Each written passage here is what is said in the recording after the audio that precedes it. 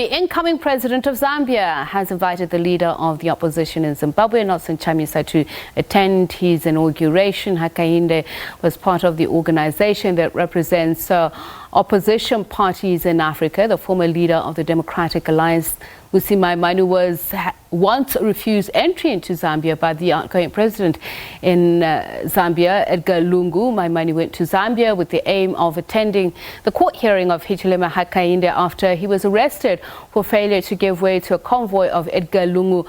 And I'm joined now by both leaders, Nelson Chamisa and Mmusi Maimane. Very good evening to you both, and thank you so much for speaking to us. Good evening, and good evening to the people of Africa and to my brother and friend Nelson Chamisa. It's great to be with you. Mr. Chamisa? Thank you very much. Thank you. Good evening, Africa, and my brother Mmusi. Thank you very much for having us.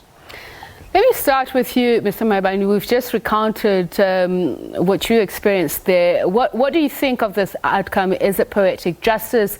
Your reaction to these results, were you surprised that it could happen now in this day and era, given the difficulties that opposition parties face?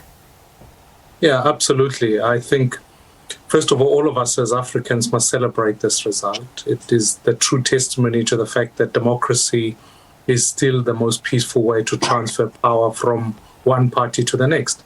Secondly, I think Africa is riddled with leaders who seem to want to hold on to power and use all sorts of means. And you're correct in recalling the day I went to Zambia, and in the way the Zambian government on the day acted in a manner that was unconstitutional and illegal. And let alone my own experience, but the experience of Hakainde himself. If you'll recall, he was detained without trial for an incident that was simply ridiculous at best. And it tells you that democracy is fragile. But I want to applaud the steel of leadership that is within him, that meant that despite the obstacles, having run for presidential elections 5 times previously, that ultimately perseverance, knowing that the struggle for freedom is long and hard, today we can celebrate. And I think, to me, not only do we draw a celebration for it, but we draw profound inspiration for the region, as we've already started to see the change in Malawi. We're seeing the change in Zambia. We're anticipating change in Zimbabwe. And in due course, South Africa will be next. Mr. Chamisa, perhaps just to follow on that train of thought, what some see as the humiliation of Edgar Lungu, you've just heard Mr. Maimane reflect on what some have called strongman politics. Looking back at your own journey and what you're witnessing today, what are your thoughts on this? Well, thank you very much. I must say that what we have seen in Zambia is an inspiration, an encouragement, but also a fresh dose of excitement on the part of the people of Africa. We have shown that we are a continent that has standards, a continent that has rules, a continent that is capable of running credible elections. And Zambia has just shown us what is possible. Zambia has done what Zimbabwe has been failing to do. We are seeing the triumph of strong institutions ahead of strong men. We are seeing the triumph of big ideas ahead of big men. And what I am seeing in Zambia is what we would want to see in Zimbabwe, what we would want to see in SADC and on the African continent, where citizens have the right to define the destiny of their nations, where citizens are able to vote in a free and fair election, and state institutions are able to honor, respect, and validate the will of the people. So Zambia has been a good example, and we know that it started with Malawi. It has been this fresh breeze that has been blowing within the region, and we hope that it will continue to engulf and galvanize the entire continent. Mr. Maimane, I'd like to get you to share your thoughts on, you mentioned the winds of change hopefully coming to South Africa, and one would draw what would be a very banal, I'd imagine, should I say, similarities between Mr. Hichilema and our own president. There's always been this thing about having a leader in power who's got his own resources so that he is not tempted towards corruption. So for one part, we mentioned this with our international news editor, this is the reason why Mr. Hichilema himself faced opposition, or should I say the trust deficit in being voted in.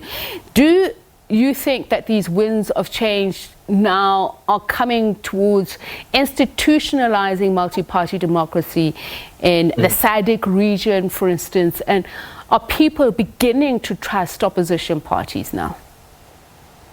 I think there are two observations one can draw. The first is that this is history repeating itself. If you'll remember, even early with Samora Machel, you then moved on to Kenneth Kaunda, and then you had that kind of wind of change happening even in Zimbabwe, and then South Africa was last.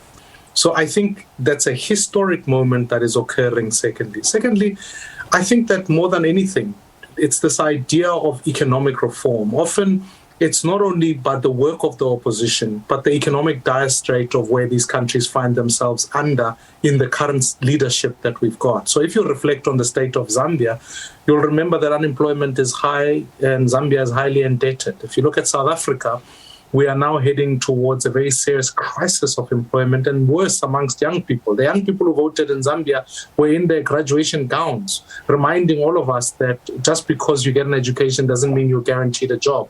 And that often inspires young people to turn out and vote for change because it's their future that's been impacted. And then thirdly, I think what begins to happen is that we are all Africans starting to celebrate the fact that in a democratic state, it is not even whether the leader has got resources or not that hinders them from corruption, because then we must presume that the people who are corrupt are generally poor. It can't be. It is the ability of the leader to be able to stand up in the face of the corrupt people in their own parties. And so what invariably happens is that leaders and citizens cannot tolerate it anymore and simply sit back and say, we have our democratic right to use. And so the lesson here for us as South Africa is that, one, we have the power to vote and we have to exercise it. That's why postponement of elections is not a good idea. And secondly, that ultimately we've got to exercise that accountability amongst ourselves by electing leaders directly. Because one of the lessons from Zambia is that the people of Zambia have said, I choose this president, which didn't leave it to the party to be able to decide, that they could directly express that. It is true in Zimbabwe. It ought to be true in South Africa. That's why you must amend the electoral law so that people can give a mandate to a leader to lead them. So, Mr. Chamisa, what will make this gesture likely to be extended to other African countries, as Mr. Maimane is speaking here? How do we level the playing field in the lopsided competitive party systems when we look at the dominant governing parties? Well, yes, what's very clear is that we are beginning to see the cascading of this very positive wave on the African continent. As you are aware, the African continent is a continent of values, a continent of ideals, a continent of a promise, the liberation promise. So we are built on the foundation of our liberation founding fathers, those who liberated this great continent, the Kwame Nkrumahs, the Nelson Mandelas, the then clear leaders like Julius Kambarage Mwalimu Nyerere. They had a view, they had a vision, and that vision was to see Africa being able to articulate a future, a common future for itself. So we are building on that liberation promise, but for that liberation promise to be punctuated, to be continued, and also to be elevated, there has to be the democratic process and the transformation process that comes with structural changes, that comes with institutional changes, but also entrenching this fundamental role of institutions not to tamper with the will of the people. We want to see the bullet moving away from invalidating the power of the ballot. We want to see the will of the people being respected so that we do not have the elite roughshoding on the citizens, like we have seen here in Zimbabwe, where people vote, but they are punished for voting. They are also manipulated in terms of their outcome. So that can only be a way of strengthening institutions, but like our regional bodies, such as SADC. We need to make sure that SADC plays its important role, not to side with a club of those who would want to manipulate the will of the people, but to side with the people. Look at what happened in Malawi. SADC had endorsed the Malawian election, but the institutions within Malawi itself invalidated that vote because it was an invalid one. There had been that tipexing of the election result. We want to see strong institutions coming in, kicking in to support the citizens, to support the will of the people, to support the verdict that people would have given on a particular election. Thank you so much for your time. Wish we had more to speak about the role of opposition parties. Mmusi Maimane, leader of One South Africa movement, and Nelson Chamisa, leader of Zimbabwe Opposition MDC Alliance. Thank you very much.